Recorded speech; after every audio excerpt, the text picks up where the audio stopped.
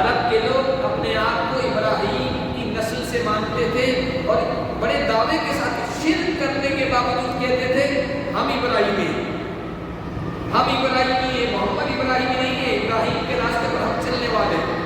یہ تیسرے پارے میں آیا۔ مشرک کہتے تھے ابراہیم ہمارے، یہودی کہتے تھے ابراہیم ہمارے، عیسائی کہتے تھے ابراہیم ہمارے۔ اللہ تعالیٰ نے جواب کیا، ما کان ابراہیم یہودیا ولا نصرانیا ولکن کان حنیفا مسلما۔ نہ یہودی تھے نہ نصرانی تھے، سب سے کٹ کر ایک اللہ کی طرف ہو جانے والے تھے۔ ما کان من المشرکین، وہ مشرک تو تھے ہی نہیں، مشرکوں کے خلاف سب سے زبردست کام جس نے کیا وہ ابراہیم تھے۔ توحید پر جنہوں نے کام کیا، ان کے سردار، ان کا جھنڈا حضرت ابراہیم کے ہاتھوں تھا۔ تمہارا اصل دادا تو وہ ہے، تمہارا اصل باپ تو ابراہیم ہے جس نے مکے کے اندر توحید کے جھنڈے گاڑ دیے، ایک اللہ کا گھر بنایا، اس کی عبادت کی طرف لوگوں کو بلایا، پھر اس کی نسلوں تک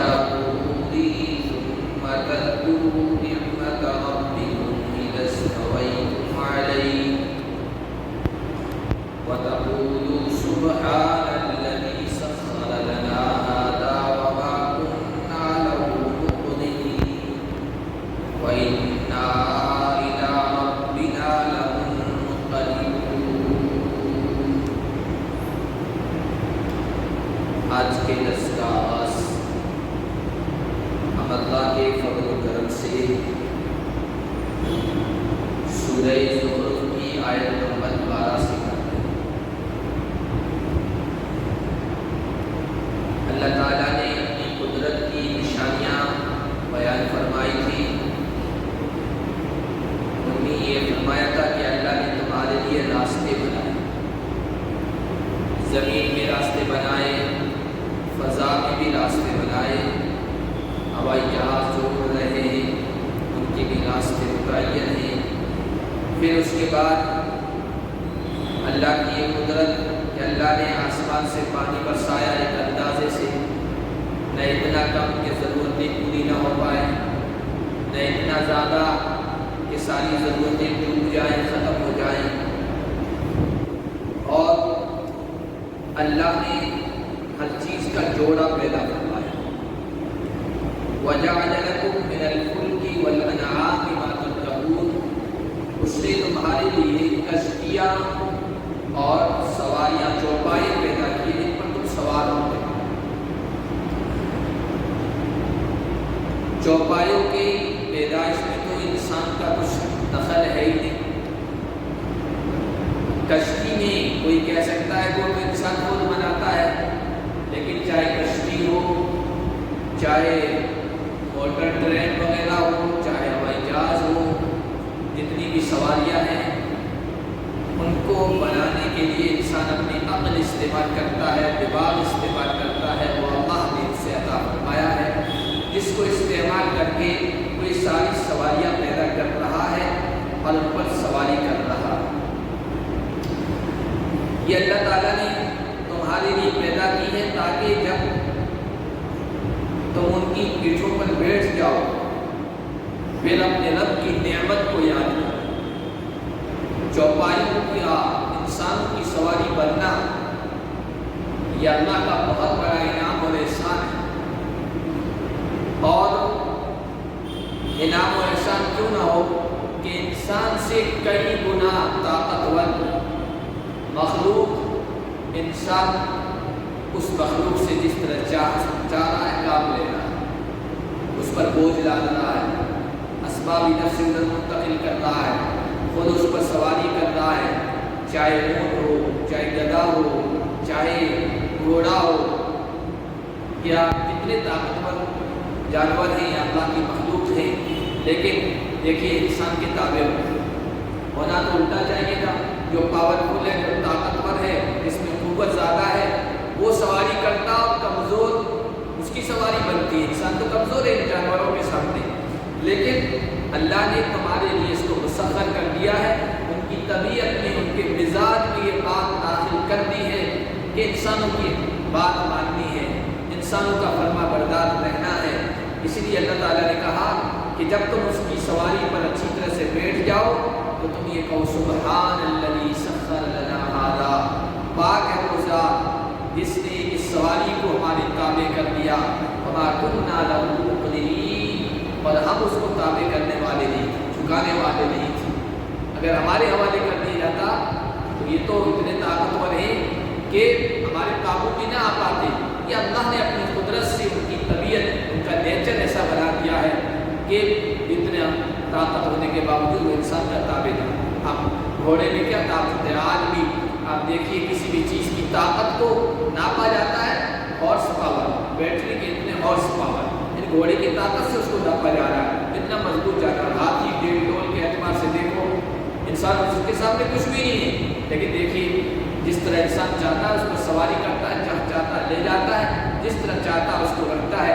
ये अल्लाह ने उन सवारियों का, उन चौपाइयों का नेचर ऐसा बना दिया है। और कश्ती का तस्करा हुआ, फिर कश्ती के ताबे वो सारी सवारियाँ जो इंसान अपनी अक्ल अपना दिमाग इस्तेमाल करके बना रहा है। आजकल ट्रेनें हैं, अब 4 व्हीलर है, हवाई जहाज़ है, रॉकेट है, और न जाने क्या क्या सवारियाँ वजूद में आ गई है। ये सब अल्लाह ताला ने अपनी कुदरत से इंसान के लिए मुहैया की है। जब तुम इन पर सवार हो तो अल्लाह की तारीफ बयान करो, अल्लाह का जिक्र करो और ये कहो वइन्ना इला रब्बिना लमुनक़लिबून। सवारी पर जब सवार हो, मुंतकिल होते हो एक जगह से दूसरी जगह, तो गफलत में मत बैठो। इस एक जगह से दूसरी जगह के मुंतकिल होने से इबरत हासिल करो, ज़हन और दिमाग में बिठाओ कि आज मैं यहाँ जोधपुर से जयपुर जा रहा हूँ, एक वक्त वो आएगा कि जब मैं दुनिया से आखिरत की तरफ मुंतकिल हूँ। यहाँ आखिरत की फिक्र अपने ऊपर, इस सफ़र से भी, कि एक सफ़र और दरपेश है, एक सफ़र मुझे और करना है, उसकी भी तैयारी करनी है। वो इस जुमले से बताया जा रहा है, इन्ना इला रब्बिना लमुनक़लिबून, बेशक हम अपने रब और अपने परवरदिगार की तरफ लौटने वाले हैं। इसलिए आपने देखा होगा कि सफ़र की जो दुआ है वो यही, गाड़ियों पर भी आगे चलने में लिख दिया जाता है, लटका दिया जाता है, लोग उसको आवेज़ा करते हैं, सुब्हानल्लज़ी सख़्ख़र लना हाज़ा वमा कुन्ना लहू मुक़रिनीन व इन्ना इला रब्बिना लमुनक़लिबून। उस तसव्वुर के साथ, सोच के साथ, मानी को हाजिर करके जब हम उसको पढ़ेंगे तो अल्लाह की कुदरत सामने आती है। और फिर ये कि इस दुआ के साथ साथ अल्लाह के नबी सल्लल्लाहु अलैहि वसल्लम से दूसरी दुआएं भी मक़बूल है। जब इंसान सफ़र करे, अल्लाहुम्मा अंतस साहिबु फिस सफ़र वल खलीफतु फिल अहलि वल माल, अल्लाहुम्मा इन्नी अऊज़ु बिका मिन वअदाइस सफ़र व कआबतिल मुनक़लब व अऊज़ु बिका मिनल हौली बअदल कौल व सूइल मंज़र फिल अहलि वल माल। या अल्लाह, मैं सफ़र कर रहा हूँ, सफ़र में तू ही मेरा साथी है, हिफाज़त फरमाना।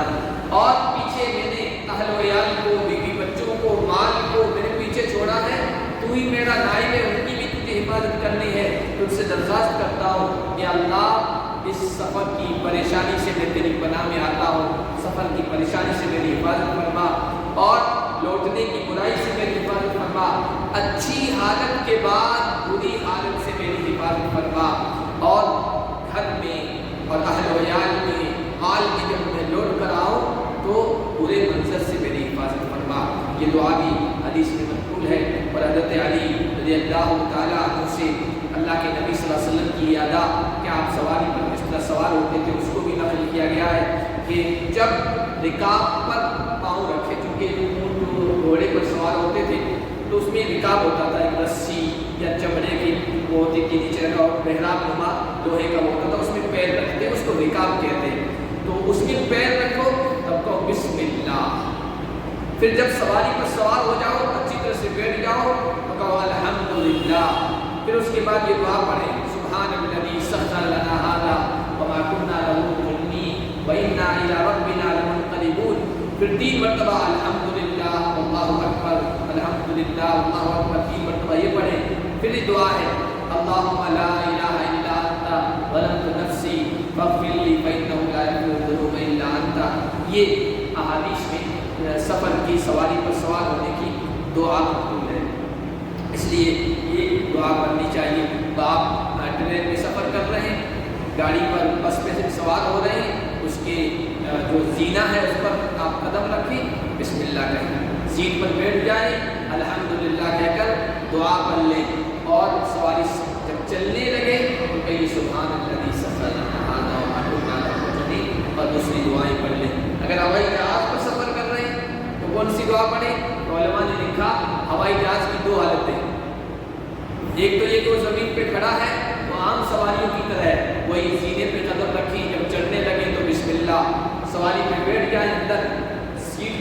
تو الحمدللہ سبحان اللہ صلاح اور الحمدللہ کہیں اور سبحان اللہ پڑھیں. پھر جب وہ اڑنے لگے، اب اڑنے لگ گیا ہے تو اب کشتی کے جیسا ہو گیا ہے. جیسے کشتی پانی پہ تیرتی ہے، یہ بھی فضا میں تیر رہا ہے. تو پھر کشتی والی دعا الگ سے پڑھو، بسم اللہ مجریہا و مرساہا، جو 12ویں پارے میں آئی ہے حضرت نوح علیہ السلام کے بات ہے. تو فرمایا یہ دعا پڑھو، اللہ کی قدرت کو اپنے سامنے رکھو، آخرت کو یاد رکھو. یہاں تک اللہ نے اپنی قدرت کو بیان فرمایا، اور اللہ اپنی قدرت کو اس لیے بیان فرماتا ہے یہ بتانے کے لیے کہ یہ جو چیزیں کی جا رہی ہے یہ کوئی اور نہیں کر سکتا ہے، وہ اللہ ہی کر سکتا ہے. جب اللہ ہی کر سکتا ہے پھر معبود بھی، عبادت کے لائق بھی وہی ہے. آگے اس لیے اللہ تعالیٰ نے شرک کی مذمت بیان کی. سب کچھ کرنے والا، اسباب پیدا کرنے والا، سواریاں تمہارے لیے مہیا کرنے والا، سواریوں کو تمہارے لیے تابع فرما بردار بنانے والا تو اللہ ہے، لیکن پھر تم شرک کرنے لگ جاتے ہو. وَجَعَلُوا لَهُ مِنْ عِبَادِهِ جُزْءًا، لوگوں نے اللہ کے بندوں میں سے اللہ کے لیے حصہ بنا دیا. حصہ بنانے ہی کو تو شرک کہتے ہیں، بھاگیداری، شرک، پارٹنرشپ، اللہ کا پارٹنر بنا دیا. ان الانسان لکفور مبین، بے شک انسان بڑا ہی کھلا ناشکرا ہے. سب سے بڑی ناشکری یہ ہے کہ انسان شرک کرنے لگ جائے، توحید کا منکر ہو جائے اور اللہ کی توحید میں ملاوٹ اور آمیزش کرنے لگے. اللہ نے اپنے بندوں کو تو بندہ بنایا ہے اور انسانوں نے ان کو اللہ کی توحید کا حصہ بنا دیا، اللہ کا بھاگیدار بنا دیا. آپ دیکھیں جتنی بھی قومیں ہیں وہ اسی طرح شرک کرتی ہیں. عیسائیوں نے حضرت عیسیٰ علیہ السلام کو اللہ کی خدائی میں، الوہیت میں بھاگیدار بنا دیا ہے. یہودیوں نے حضرت عزیر علیہ السلام کو بنا دیا ہے. اور دنیا کی مختلف قومیں، کسی نے اللہ کی بیٹی بنایا، کسی نے اللہ کا بیٹا بنا لیا. یہ سب بھاگیداری کی شکلیں ہیں، شرک کی شکلیں ہیں. اللہ فرماتے ہیں اتخذ مما یخلق بنات واصفاکم بالبنین. یہ عجیب چیز ہے. مشرکین مکہ کہتے تھے فرشتے اللہ کی بیٹیاں ہیں، فرشتے اللہ کی بیٹیاں ہیں. ان سے کہا جا رہا ہے یہ تمہاری جو تقسیم ہے یہ بھی عجیب ہے. تم اپنے لیے تو بیٹے چاہتے ہو اور اللہ کے لیے کہتے ہو بیٹیاں ہیں. کیا اس نے جو مخلوق پیدا کی ہے اس نے اپنے لیے بیٹیاں پسند کی اور تم ہی چنا، تمہیں پسند کیا بیٹوں کے ساتھ؟ حالانکہ بیٹی ہونا اس کو تم اپنے لیے عیب سمجھتے ہو، اس کو تم اپنے لیے تانے کی چیز سمجھتے ہو، تم اپنے لیے بھی پسند نہیں کرتے ہو.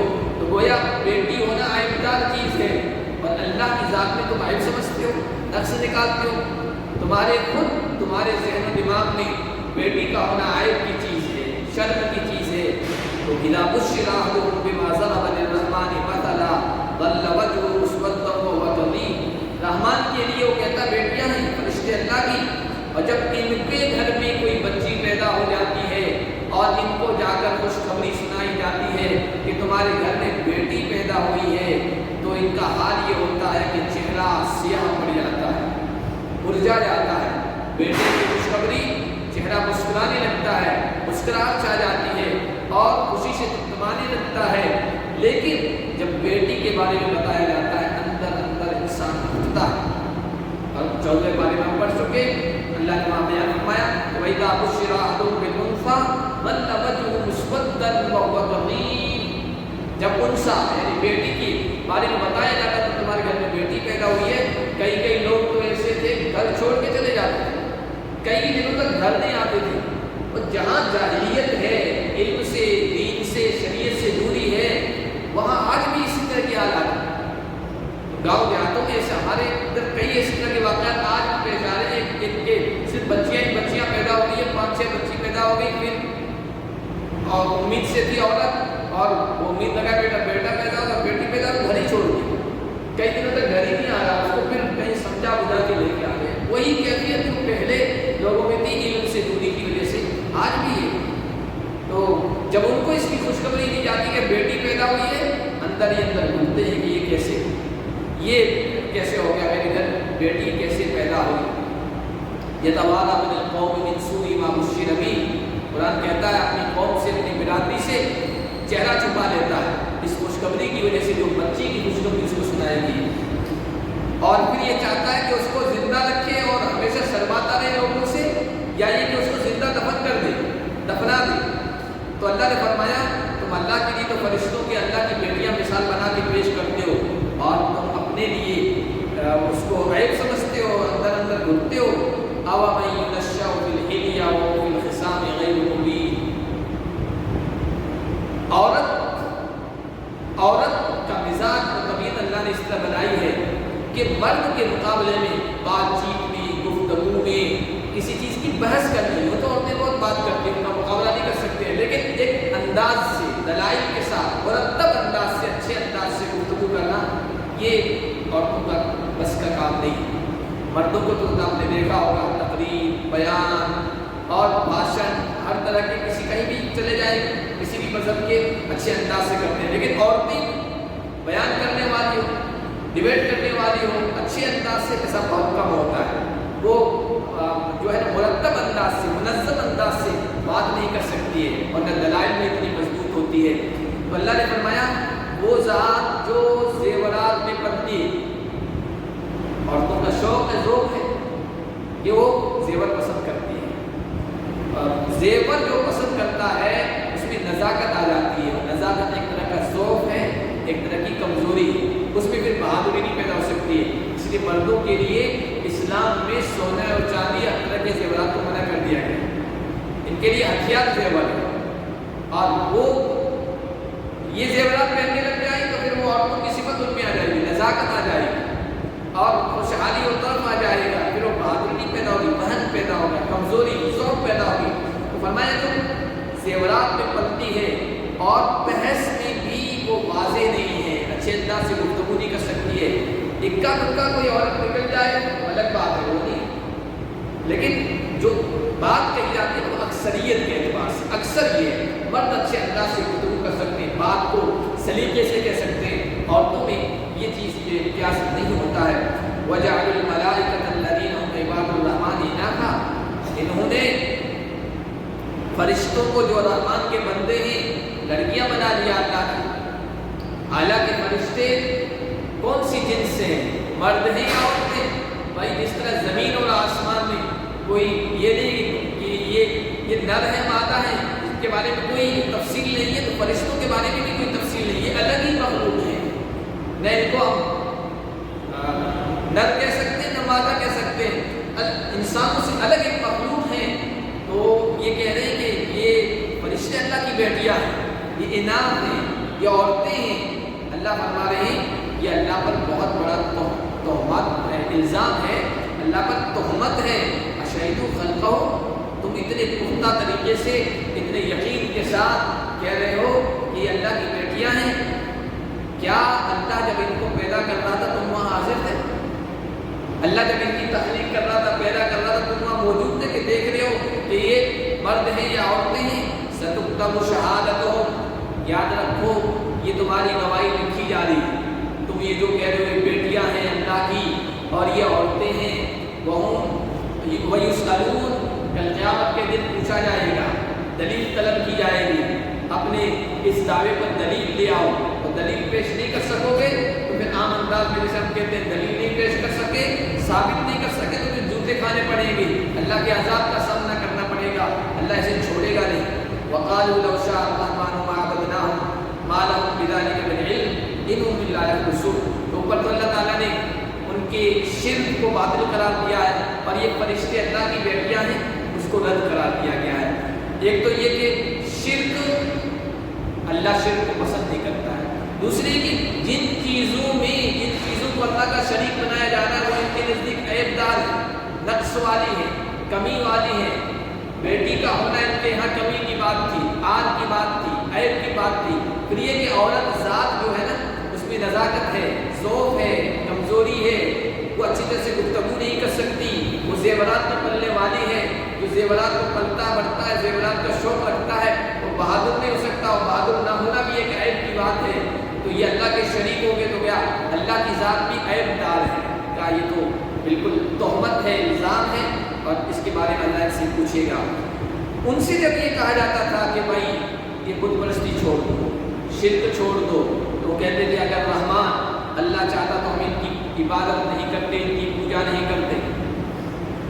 یعنی ان سے کہا تب پوجا کیوں کر رہے ہو، چھوڑ کیوں نہیں رہے؟ تو لاجک یہ پیش کرتے چونکہ اللہ تعالیٰ کو ہمارا یہ کام پسند ہے، ہمارا یہ عمل پسند ہے، بت پرستی بتوں کی پوجا کرنا۔ اگر اللہ کو پسند نہ ہوتا تو اللہ ہمیں زبردستی چھڑا دیتا، یہ کام کرنے ہی نہیں دیتا، گویا اللہ کی مرضی سے یہ ہو رہا ہے، وہ یہ کہتے تھے۔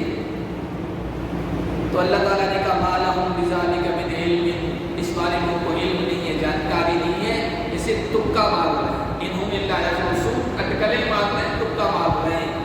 یاد رکھیے ایک ہے اللہ کی مرضی، اللہ کی مرضی کا مطلب اللہ کسی چیز کو پسند کرے، اور ایک ہے اللہ کی مشیت، اللہ کا ارادہ، اللہ کا علم، اللہ کی جانکاری، دونوں میں فرق ہے، اور یہ دونوں فرق نہیں کر رہے تھے۔ وہ یہ کہہ رہے تھے اگر ہم بت پرستی کر رہے ہیں، اگر اللہ کو پسند نہیں ہے، اللہ اگر چاہے تو ہمیں مجبور کر سکتا ہے، چھڑوا سکتا ہے، ہم کر رہے ہیں تو گویا اللہ اس پر راضی ہے ہمارے سمجھ پر۔ تو اللہ کا راضی ہونا، خوش ہونا الگ بات ہے، اللہ کا چاہنا، اللہ کی مشیت الگ بات ہے، دونوں میں فرق ہے، اور دونوں فرق نہیں کر رہے تھے، یوں ہی تکا مار رہے تھے۔ فرق کیا ہے؟ دیکھیے اس کائنات میں کوئی بھی چیز اللہ کی مشیت کے بغیر نہیں ہو رہی، کوئی ریت کا ذرہ ادھر سے ادھر، کوئی پتا درخت کا نہیں گر رہا ہے، اللہ کے علم کے بغیر، اللہ کی چاہت کے بغیر نہیں ہو رہا۔ یہ اللہ کی چاہت ہے، اللہ کے علم میں ہے، وہ سب اللہ کی جانکاری میں ہے، لیکن اللہ کا کسی عمل سے راضی ہونا یہ الگ بات ہے۔ انسان جو کچھ بھی کر رہا ہے نا، اللہ کی مشیت کے بغیر وہ نہیں ہو سکتا ہے، چاہے اچھا فعل ہو چاہے برا۔ اللہ تعالیٰ نے اچھائی کا راستہ، برائی کا راستہ، نیکی کا راستہ، بدی کا راستہ، کفر کا راستہ، ایمان کا راستہ، شرک کا راستہ، توحید کا راستہ، ہدایت کا راستہ، گمراہی کا راستہ دونوں بتا دیا۔ ہدیناہم نجدین، دونوں راستے بتا دیے۔ پھر اللہ نے انسان کو اختیار دیا، اللہ کی مشیت کے لیے وہ قدم نہیں اٹھا سکتا، لیکن پھر جب وہ جدھر قدم اٹھائے گا اللہ اس کو اسی کی توفیق دے گا۔ اگر وہ برائی کی طرف جا رہا ہے اللہ اس کے لیے برائی کا راستہ آسان کر دے گا، اگر وہ نیکی کی طرف آ رہا ہے اللہ اس کے لیے نیکی کی اس کو توفیق دے دے گا۔ اللہ کسی کو مجبور نہیں کرتا۔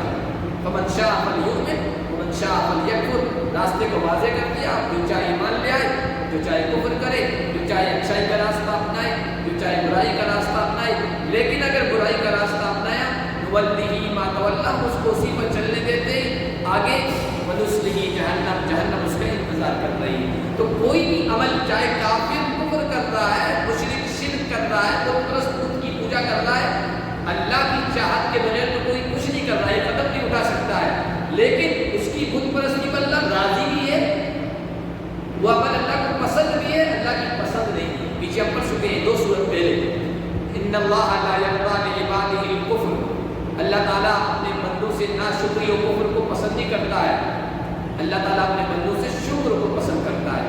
کفر کرتا ہے اللہ کی مشیت کے بغیر تو کوئی کچھ نہیں کر رہا ہے، لیکن اللہ کفر پر راضی ہے نہیں۔ تو یہ جو بت پرستی کر رہے ہیں اللہ اس پر راضی نہیں، اللہ تو یہ چاہ رہا بت پرستی چھوڑ دیں، اور ہم نے ان کو جو اختیار دیا ہے یہ بھی کر سکتے ہو، وہ بھی کر سکتے ہو، تو اچھا اختیار کریں، اچھی چیز کو اختیار کریں۔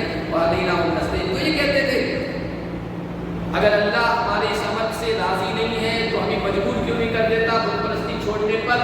تو اللہ بھائی کسی کو مجبور نہیں کرتا ہے۔ پھر یہ کہیں گے تو یہ تو ہمارا تو کچھ چل ہی نہیں رہا ہے، یہ تو زبردستی والا سارا معاملہ چلتا ہے۔ مَا لَهُم بِذَلِكَ مِنْ عِلْمٍ، ان کو اس بارے میں کوئی علم و جانکاری نہیں ہے، وہ صرف اٹکلیں لگا رہے ہیں، ان کی جو لاجک ہے اللہ فرما رہے یہ صحیح نہیں ہے، کمزور ہے۔ دوسرا، شرک کیوں کر رہے ہیں؟ کیا ان کے پاس کوئی دلیل ہے؟ اس کو کہتے ہیں نقلی دلیل، وہ عقلی دلیل تھی، وہ اپنی عقل لڑا رہے تھے۔ اگر ہمارا یہ عمل پسند نہیں ہے اللہ کو تو ابھی کرنے نہ دے، اللہ نے کہا یہ دلیل تمہاری صحیح نہیں ہے، عقلی۔ نقلی دلیل کا مطلب کسی آسمانی کتاب میں اللہ نے تمہیں اجازت دی ہو کہ اللہ کے لیے بیٹیاں قرار دے سکتے ہو، بیٹے قرار دے سکتے ہو، بتوں کی پوجا کر سکتے ہو۔ ہم آتینا کتاب من قبلہ، کیا ان سے پہلے ہم نے ان کو کتاب دی ہے، فہم بھی مستمسکون، کہ اس کتاب کو مضبوطی سے پکڑے ہوئے ہیں اور اس میں ان کو دلیل مل گئی ہے کہ شرک کی جائز ہونے کی یہ دلیل ہے؟ اللہ فرما رہے نہیں، بلکہ ان کے پاس ایک ہی دلیل ہے جو تمام جاہل قوموں، بت پرست قوموں، شرک کرنے والوں کی ہمیشہ سے دلیل رہی ہے۔ وہ کیا دلیل ہے؟ بل قالوا انا وجدنا آباءنا على امہ، انہوں نے یہ کہا کہ ہم نے باپ دادا کو ایک طریقے پر پایا، وَإِنَّا عَلَىٰ آثَارِهِمْ مُهْتَدُونَ، اور ہم تو انہی کے نقش قدم پہ چلیں گے، جس راستے پر اپنے باپ دادا کو پایا ہے ہم وہ چھوڑ نہیں سکتے، تم چاہے کتنی دلیل دے دو۔ اللہ فرمانے وَكَذَلِكَ مَا أَرْسَلْنَا مِن قَبْلِكَ فِي قَرْيَةٍ مِّن نَذِيرٍ إِلَّا قَالَ مُتْرَفُوهَا، اے نبی آج کہ آپ کے مکہ کے مشرک باپ دادا کے راستے کو مضبوطی سے پکڑے رہنے پر مصر ہی اصرار کر رہے ہیں اور کہتے ہیں ہمارے باپ دادا کا راستہ جو ہے وہ صحیح ہے، ہمارے باپ دادا کوئی غلط نہیں تھے، ہم اسی کو پکڑے ہوئے ہیں۔ آپ سے پہلے کسی بھی بستی میں اللہ کا نبی آیا ہے، وہاں کے خوشحال لوگوں نے یہی کہا انا وجدنا آباءنا علی امہ وانا علی آثارہم مقتدون، ہم تو اپنے باپ دادا کے طریقے پر چلیں گے، تم چاہے جتنا سمجھاؤ ہم نہیں سنتے۔ قال اولو جئتکم بأہدی مما وجدتم علیہ آباءکم، اللہ کے نبی نے کہا کیا تمہارے باپ دادا کے دین اور دھرم سے بہتر دین اور ان کے راستے سے بہتر راستہ میں تمہیں دکھاؤں تب بھی تم اپنے باپ دادا کے طریقے کو پکڑے رہو گے، میری بات کو نہیں مانو گے؟ تو انہوں نے کہا کہ ہم تمہاری بات کی طرف توجہ ہی نہیں کرنا چاہتے، سننا ہی نہیں چاہتے، ہمیں مت سناؤ۔ انا بما ارسلتم بہ کافرون، جو پیغام تمہیں دے کر بھیجا گیا اس کے انکار کرنے والے نہیں مانتے، ہمارا باپ دادا کا طریقہ ہی ٹھیک ہے۔ یہاں یہ بات یاد رکھیں، باپ دادا کا طریقہ، ان کی روایت، ان کے رسم و رواج غلط ہے تو پھر وہ اندھی تقلید ہے باپ دادا کے راستے پہ چلنا۔ اگر باپ دادے صحیح تھے اور پھر کوئی کہہ رہا ہے کہ میں تو اپنے باپ دادا کے طریقے پہ جمع رہوں گا تو یہ کوئی غلط چیز نہیں ہے۔ حضرت یوسف علیہ السلام کا جب واقعہ بیان ہوا ہے، جب وہ جیل گئے، جیل میں لوگوں کو سمجھایا اللہ کی توہین، شرک کی برائی، انہوں نے وہاں ایک جملہ کہا ہے کہ بھائی یہ تم شرک میں مبتلا ہو، میں یہ پسند نہیں کرتا، میں اس سے دور ہوں، میں تو انی ترکت ملت قوم لا یؤمنون باللہ، جو اللہ پر ایمان نہیں رکھتے، جو قوم اللہ پر ایمان نہیں رکھتی ہے، اللہ کی انکاری ہے، آخرت کی انکاری ہے، میں نے ان کا راستہ چھوڑ دیا، ان کا دھرم چھوڑ دیا ہے۔ واتبعت ملت آبائی ابراہیم واسحاق ویعقوب، میں نے اپنے باپ دادا ابراہیم، اسحاق، یعقوب کے طریقے کو اپنایا، اس کو میں مضبوطی سے پکڑنے والا ہوں۔ اب چونکہ یہاں باپ دادا صحیح تھے اس وجہ سے انہوں نے کہا، غلط ہے تو پھر وہ تو باپ دادا کی دامن کو مضبوطی سے پکڑانا وہ اندھی تقلید ہے، اندھا دھند انسانوں پر چلتا ہے اور اس کو مضبوطی سے تھامے رہتا ہے۔ اللہ نے فرمایا ہر بستی میں جب نبی آیا ہے وہاں کی بستی والوں نے، خاص طور پر ان کے جو بڑے لوگ تھے، خوشحال لوگ، مالدار لوگ، وہی مخالفت میں پیش آگے رہتے، انہوں نے کہا ہم نہیں مانتے، تم کسی اور کو پیغام جا کے سناؤ، ہمارے باپ دادا بیوقوف تھوڑی تھے ہم ان کے راستے کو چھوڑ دیں۔ اللہ نے فرمایا پھر ہم نے ان سے انتقام لیا، بدلہ لیا نبیوں کی تکذیب کا۔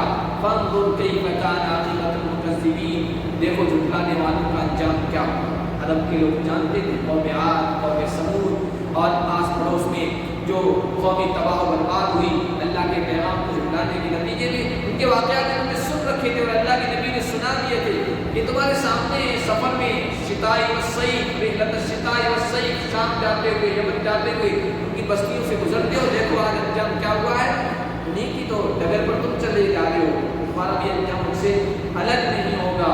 اور آگے کہا کہ اگر باپ دادا ہی کے راستے پر چلنا تو ہم باپ دادا کے راستے کو مضبوطی سے پکڑے رہیں گے، تو بھائی آ جاؤ پھر میں تمہیں بتاتا ہوں تمہارا اصل باپ کون ہے، تمہارا اصل دادا کون ہے۔ وَإِذْ قَالَ إِبْرَاهِيمُ لِأَبِيهِ، تمہارا اصل دادا تو ابراہیم۔ عرب کے لوگ اپنے آپ کو ابراہیم کی نسل سے مانتے تھے اور بڑے دعوے کے ساتھ شرک کرنے کے باوجود کہتے تھے ہم ابراہیمی ہیں، ہم ابراہیمی ہیں، محمد ابراہیمی نہیں ہے، ابراہیم کے راستے پر ہم چلنے والے ہیں۔ یہ تیسرے پارے میں آیا، مشرک کہتے تھے ابراہیم ہمارے، یہودی کہتے تھے ابراہیم ہمارے، عیسائی کہتے تھے ابراہیم ہمارے۔ اللہ تعالیٰ نے جواب کیا ما کان ابراہیم یہودیا ولا نصرانیا ولکن کان حنیفا مسلما، نہ یہودی تھے نہ نصرانی تھے، سب سے کٹ کر ایک اللہ کی طرف ہو جانے والے تھے۔ ما کان من المشرکین، وہ مشرک تو تھے ہی نہیں، مشرکوں کے خلاف سب سے زبردست کام جس نے کیا وہ ابراہیم تھے۔ توحید پر جنہوں نے کام کیا ان کے سردار، ان کا جھنڈا حضرت ابراہیم کے ہاتھوں تھا۔ تمہارا اصل دادا تو وہ ہے، ہمارا اصل باپ تو ابراہیم ہے جس نے مکے کے اندر توحید کے جھنڈے گاڑ دیے، ایک اللہ کا گھر بنایا، اس کی عبادت کی طرف لوگوں کو بلایا، پھر اس کی نسلوں تک توحید چلتی رہی ہے، اور پھر آگے شرک کیسے ہوا